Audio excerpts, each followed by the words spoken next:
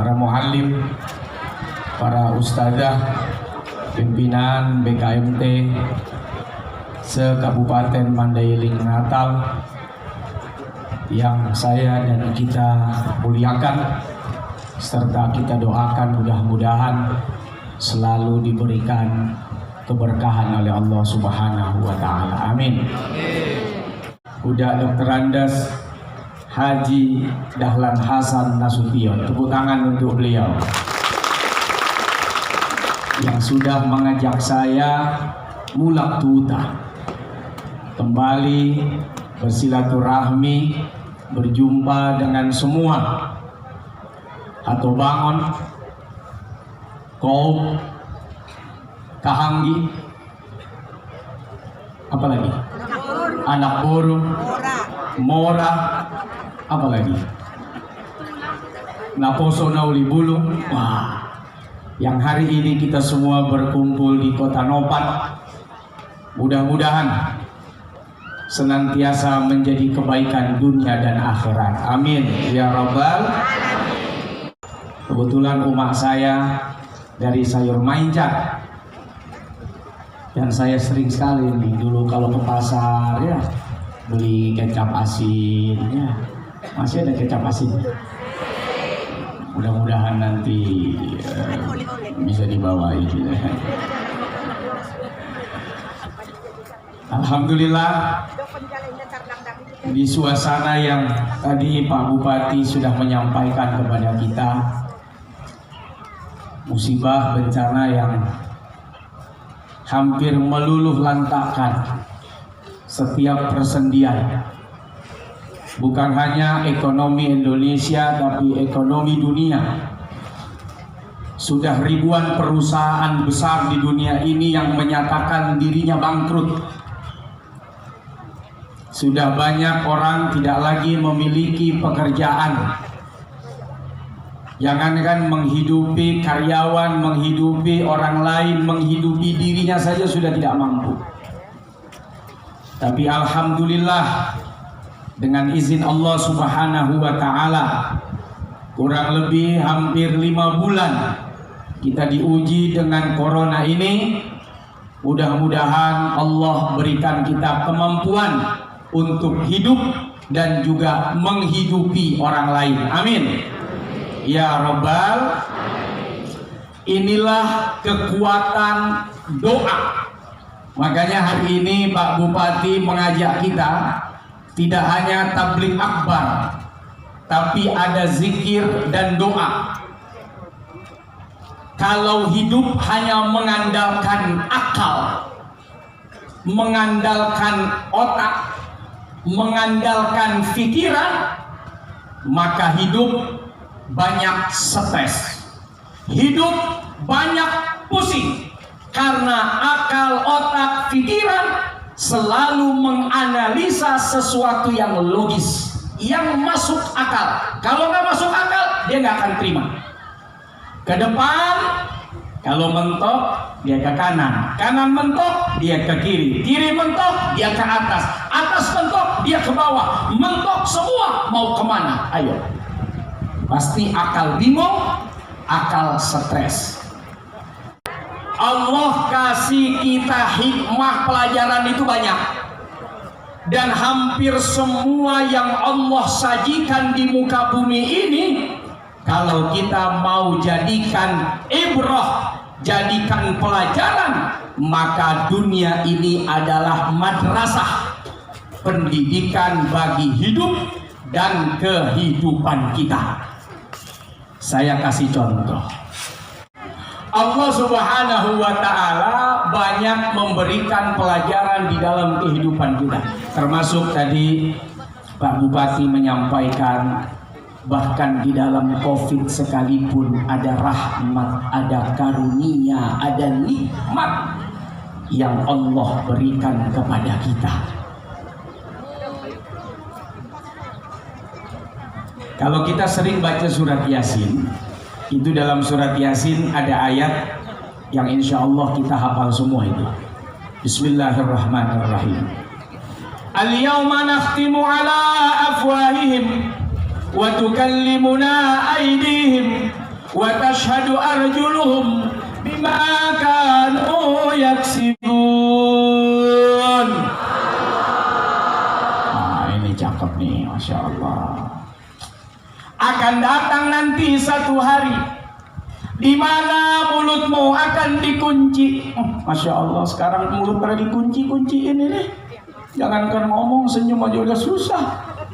Lihat, pakai masker juga. Kalau saya pakai masker ngomong, tinggal bawa rekaman aja. Tinggal setel radio, setel tip. Udah saya begini-gini aja. Hasil rekaman tip gitu ya. Gak kedengeran, apa gak kelihatan orang bicara. Di dunia saja mulut kita sudah mulai dikunci. Tidak tampak hari ini orang bicara. Tapi tangan bicara, kata Allah Subhanahu wa ta'ala. Dan hari ini mulut boleh terkunci, mulut boleh tertutup, tapi tangan yang nulis komen.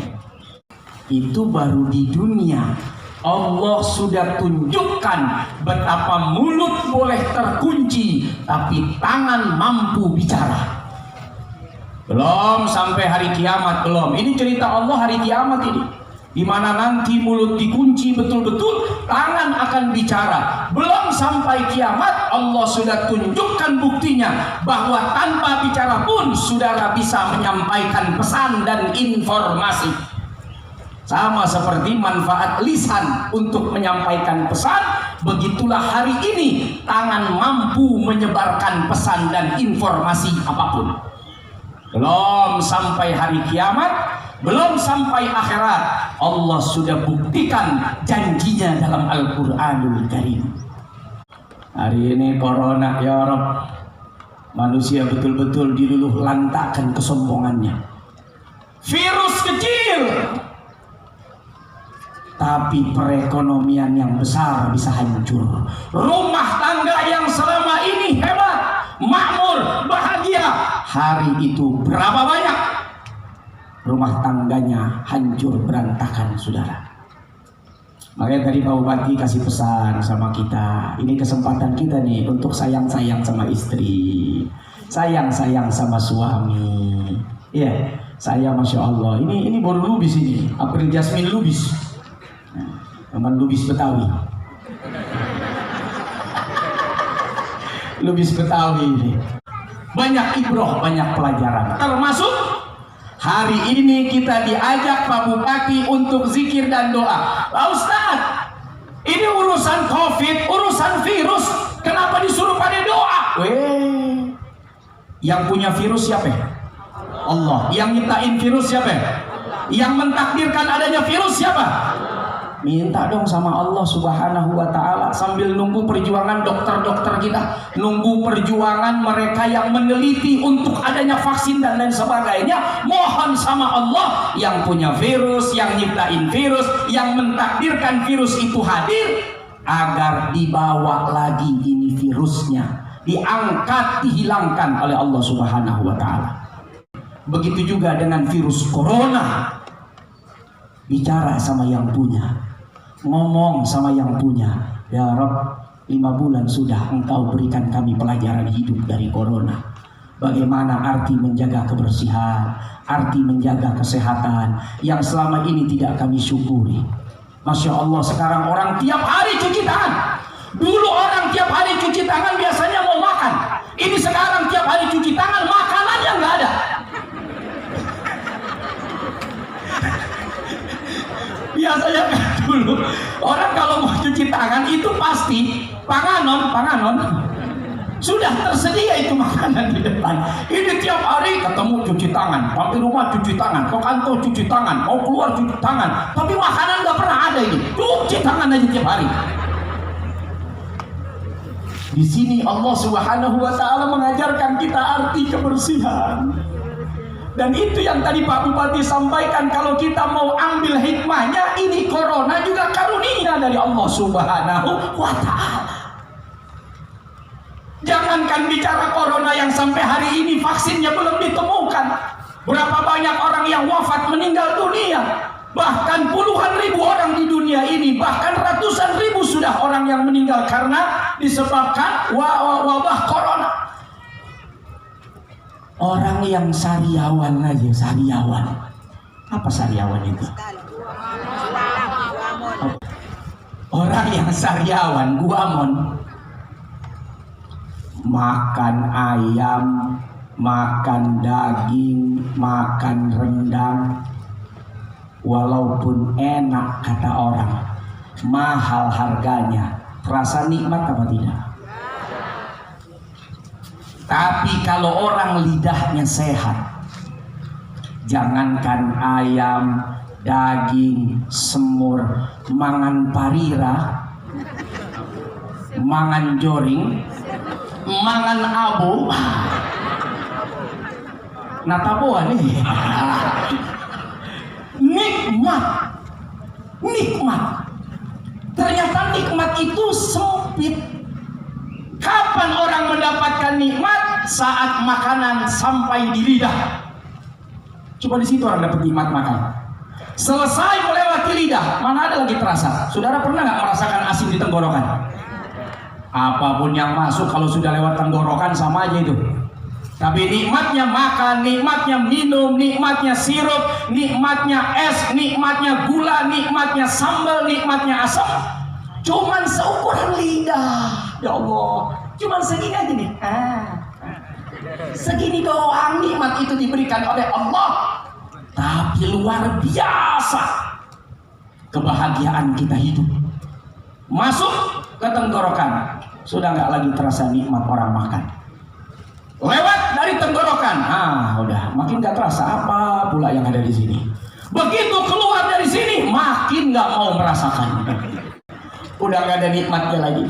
Nikmatnya cuma sampai di lidah. Jangankan corona, ya Allah, sariawan saja. Kalau Allah kasih lidah kita guamon, gak terbayar itu nikmat yang luar biasa Allah berikan. Dan hari ini Allah kasih kita gratis. Makanya banyak-banyak zikir, banyak-banyak doa. Mau makan doanya apa? Allahumma fima waqina. Mau tidur doanya apa? Bismika Allahumma ahya wa bismika amut. Aduh, cuman begitu doang. Berapa banyak orang yang malas ketika mau makan, dia doa mohon sama Allah terima kasih atas nikmat bisa merasakan asin, pahit, asam, pedas, getir, kecut. Walaupun cuma sebesar lidah, tapi nikmatnya mengalahkan dunia beserta isinya. Kapan kita mensyukuri nikmat ini? Dan hari ini kita diajak untuk berzikir, mengingat zat yang sudah berikan kita nikmat luar biasa sepanjang hidup. Masya Allah. Orang tidur, nikmatnya di mana orang tidur? Pertama saat ngantuk. Ngantuk itu nikmat. Banyak orang ingin ngantuk, ingin tidur, tapi nggak bisa. Sehingga dia konsultasi ke dokter, dia pergi ke psikolog, dia minta resep agar supaya nyenyak tidur, bisa tidur. Keluarlah uangnya belasan juta, puluhan juta, hanya untuk minta obat supaya gampang tidur. Sementara kita di sini, masya Allah, di majelis taklim aja yang panas begini masih sempet-sempetnya kita tidur.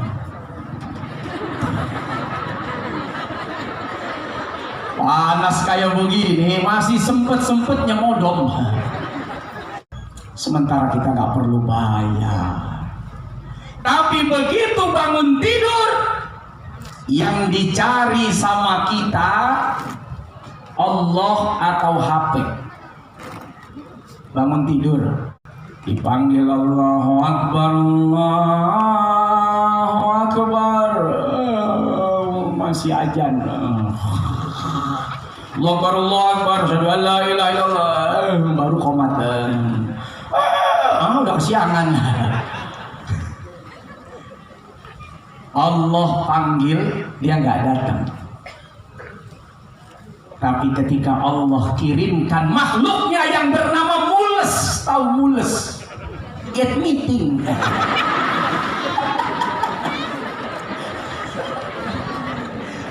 Itu makhluknya Allah. Atas kehendak Allah perut kita mules. Jangankan subuh jam 5, jam 3 kalau perut mules. Mau ke kali nggak apa-apa udah. Tapi begitu sholat subuh, kepancuran males, ke kali males, ke kamar mandi males, bangun dari tempat tidur males, giliran yang memanggil mules. Bangun. Biarin dah, dingin dah daripada belepetan. Budak kon.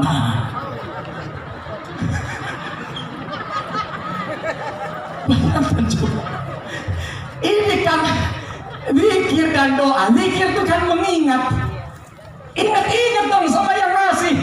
Masa yang sudah kasih kita nikmat kita nggak pernah ingat. Begitu dikirimkan makhluknya kita lebih takut sama makhluknya. Kita lupa sama yang ngasih izin corona datang. Sampai kita begitu ketakutan dengan corona itu sendiri. Sampai lupa kita berdoa untuk meminta agar corona ini diangkat, diambil, dihilangkan oleh Allah Subhanahu wa Ta'ala. Doa silahul mu'min. Doa itu senjata orang beriman, kata Nabi Sallallahu Alaihi Wasallam. Karena punya senjata, percaya diri.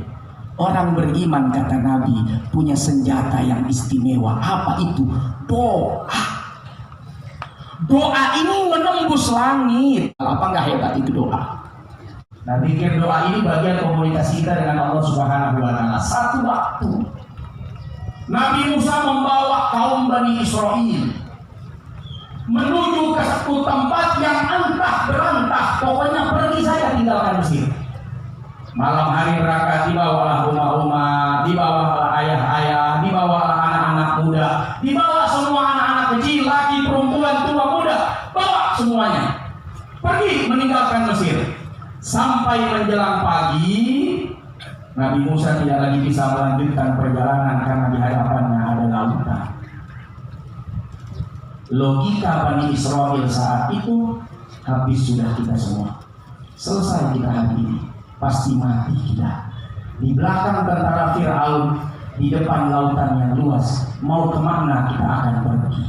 Akal buntu. Sehingga Bani Israel saat itu mengatakan kepada Nabi Musa, Inna lamudarakun. Ya Musa, sesungguhnya kita akan terkejar, kita akan tersusul, dan kalau sudah terkejar matilah kita. Ketika Nabi Musa mengatakan kalla, tidak akan, kata kuncinya inna ma'iya rabbi. Kenapa kok mereka tidak akan tersusul dan kita akan selamat? Inna ma'iya rabbi, karena sesungguhnya Tuhanku Allah bersama dengan aku. Ini kalimat pamungkas yang bikin Nabi Musa merasa percaya diri menghadapi ujian, bencana, musibah yang saat itu secara akal tidak mungkin lagi ada jalan keluar. Fangfalaqo, lautnya terbelah menjadi dua. Nabi Musa dan seluruh umatnya melewati lautan itu seperti jalan tol yang hari ini kita bisa nikmati di mana-mana. Bagaimana laut yang luas itu bisa terbelah hanya dengan tongkat? Nggak masuk akal. tapi kekuatan itu bisa ada dengan doa dan zikir. Tongkat Nabi Musa sudah tidak ada. Mungkin kalau ada Pak Bupati, kita patungan beli tongkatnya itu, supaya gampang nelayan kita ya untuk cari ikan. Nggak perlu naik perahu lagi ke Selat Sunda, kita belah aja dari Bakahuni biar sampai ke Merak, nggak perlu naik feri.